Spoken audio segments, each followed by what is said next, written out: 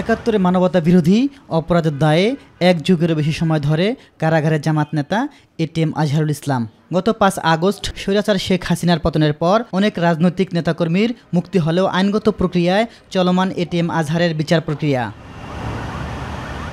মঙ্গলবার খালাস চেয়ে আজহারের করা আপিল প্রধান বিচারপতির আদালতে উঠলেও শুনানি হয়নি। নতুন তারিখ ধার্য করা হয়েছে ৬ মে। যে মামলার আগের রায়কে আমরা চেঞ্জ করতে চাচ্ছি সেই রায়টি দিয়েছিলেন ৫ সদস্য বিশিষ্ট বিচারপতি, আর এখন আজকের যে বেঞ্চ ছিল এটি ছিল ৪ সদস্য বিশিষ্ট।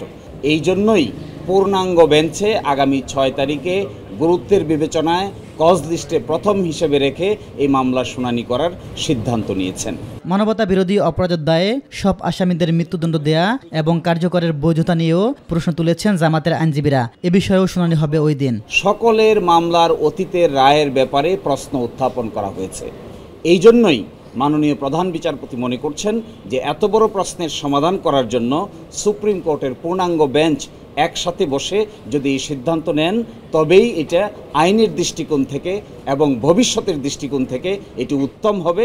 এদিন শুনানিতে উপস্থিত ছিলেন জামাতের সেক্রেটারি জেনারেল মিয়া গোলাম পরোয়ার। যারা আওয়ামী ফ্যাসিবাদের হাতে মজলুম ছিল, অন্যায়ভাবে আটক ছিল, প্রায় সকলেই তারা কিন্তু মুক্তি পেয়ে গিয়েছে। কিন্তু আমাদের মজলুম জননেতা এটিএম আজহারুল ইসলামের বিরুদ্ধে আনিত যে সমস্ত মিথ্যা অভিযোগ, তার কোনো একটি অভিযোগের সাথে তার তিলমাত্র সম্পর্ক নেই। এটা আদালতে আমাদের পক্ষ থেকে আইনজীবীরা যথার্থভাবে সেটা প্রমাণ করতে সক্ষম হয়েছেন। সারা দেশের লক্ষ কোটি আমাদের নেতা কর্মী শুভাকাঙ্ক্ষী যারা ন্যায় বিচারের প্রত্যাশায় দিন গুনছেন তারা ব্যথিত। ২০১৪ সালের ৩০ ডিসেম্বর এটিএম আজহারুল ইসলামকে মৃত্যুদণ্ড দেন আন্তর্জাতিক অপরাধ ট্রাইব্যুনাল। এর রায় বহাল থাকে আপিল বিভাগেও। ইলিয়াস মাতবর, মাই টিভি, ঢাকা।